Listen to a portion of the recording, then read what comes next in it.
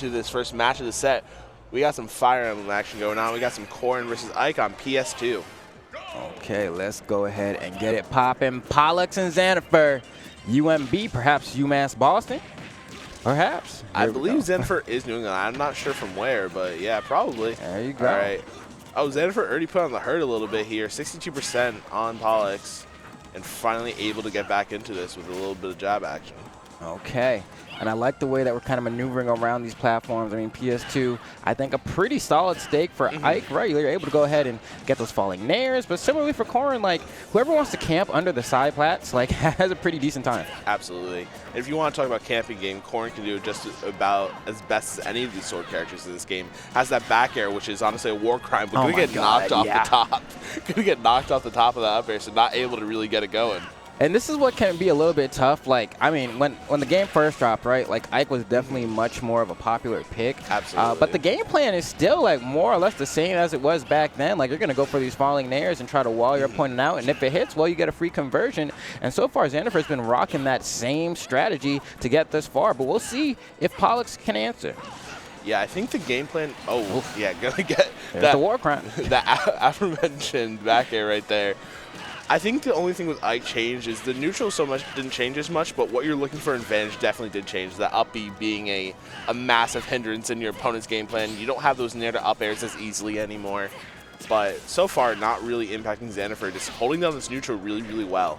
Yeah, now Xanafer is playing great. I mean, Pollux is trying to answer back, a little bit of a juggle potentially, but couldn't get that grab in time, which kind of ends the advantage state for them. But despite that, still has them in the corner. But man, these down tilts have been phenomenal from Xanafer. Has been able to get the spacing just perfect. That when you see Pollux coming down with a fast fall neutral air or an aerial, just catches him on the way down every single time. Yeah, absolutely. Going for that dash attack there, looking for everything, but not going to find it quite yet. And just that, I don't even know if I want to call it a reversal. It kind of was off of that jump from ledge. It's tough because Ike is one of those characters where, like, you really can't whiff in front of like that because just, especially to his back, like, he's going to jump over, he's going to go ahead and hit that back air. It's one of the quickest moves in his kit. Like, you don't want to give him that free one. It's also one of the strongest in terms of his aerial, so, you know, a double-edged sword, so to speak. Going to look for it all there, not going to quite find it, but going to keep it moving here. And so far, I really like Xanafer's patience. They have not felt the need to rush in when it is not advantageous. And I feel like a lot of times when people get a lead, they were like, okay, I want to end this now, but they're really taking their time. Yeah, and granted, I wonder how much time they have left as they get caught trying to use that back air to stuff out the quick draw. And it's like, they're behind by an entire stock right now, but I think the toughest thing is, I mean, Ike has been having a much easier, beautiful counter, a much easier time finding these KOs, right? Like, you had to fish for a counter to go ahead and get that one. Meanwhile, Ike's just like landing there, up air, landing there, forward air. Like, it's tough. Yeah, you also have to be aware of that up B out of shield at this point. That is certainly going to kill if you're anywhere in the realm of the side blast zone. But going to get a nice little combo going, see if they can keep it going. I like how they're playing this advantage here as well, not overextending until you get that dash attack, and that dash attack is going to mean death. Okay, yeah, and honestly, it should have, right? Because granted, the option that we saw Xanafer go for was, like, not necessarily, like, the most optimal, right? Like, this dash attack, you could just up B out of shield that for free. You know what I mean? Just, like, turn around, up B out of shield. Absolutely. But you don't want to be scared and get caught off the side, so, you know, going dash back and throwing out the forward tilt, not a bad option as well. No reason to play too precariously, but overall, not a bad game. Yeah, and you're going to see them go right off the top there, which is, you know, I feel like you don't see that as much with Ikes anymore. A lot of it, their killing game is off of these horizontal blast zones.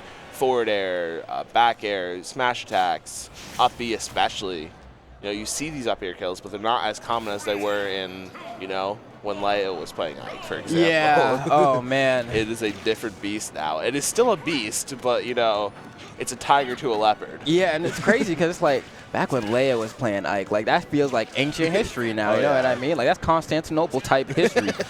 But here we are, man, on Hollow Bastion for game 2.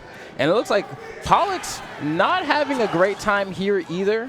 I mean, won't even be able to make it back there, so that's going to be a stock as well. Xanafer, much more commanding lead this time around.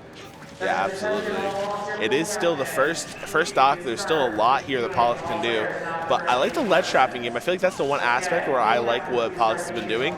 But I just feel like in the neutral sometimes they're not able to really, they're not playing their game. They're playing this more reactive play style. They're trying to adapt to Xanafer, which is all well and great, but if you're always on the back foot, you're never going to be able to extend a lead or even get a lead to begin with. Yeah, it's like, what do you do to go ahead and bring yourself back into this game? I mean, you're already down an entire stock. You have 50%, and you've been struggling to find your KOs this entire game. You're throwing out these hitboxes. They're not connecting. This should be a punish. Thank you. All right. Beautiful punish there. 50%, Corn can get it off of one interaction, especially on a stage like Hollow Bastion where you can use that center platform to assist. Nice. Oh, man, I love the movement there, going for 2 empty hops, spacing just outside of Ike's immediate range and coming in and getting that grab. And maybe we'll see Pollux be able to bring this back. It's getting closer. Hold on. Let's go, Pollux. And we just like that. Tie game. All right. You're a tie game now. What are you going to do about it? What are you going to do to get the advantage here? That's what Pollux needs to be thinking. That's what Pollux needs to be worried about.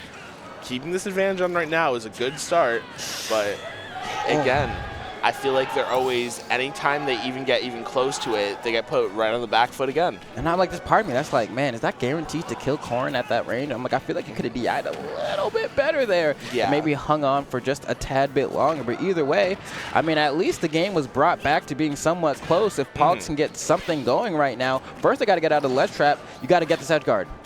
You gotta get the edge guard. Yeah, looking for that pin, looking for the 2-frame there, I think, but not gonna quite find it. Gonna get the down throw and keep this advantage string going, but gotta be slightly off, and that's all it takes. Yeah, and you gotta make sure that when you're going for these edge guards as well, beautiful up air to go ahead and secure the stock. But when you're going for these edge guards, when you're going for that neutral B, you wanna make sure you're lining it up perfect so that you either force an air dodge or a double jump from Ike. If you throw it out and it doesn't do one of those two things, it's a bad neutral B. Yeah, no, definitely. I feel like a lot of times Corns do just like to throw out that move. It's that safe move. I have a projectile, but it's not all projectiles are built equally. Yes, exactly, exactly. There's a little bit of ed lag on that one. You got to make sure that if you're shooting it out that the accuracy's there because it takes so long for you to recover. Definitely.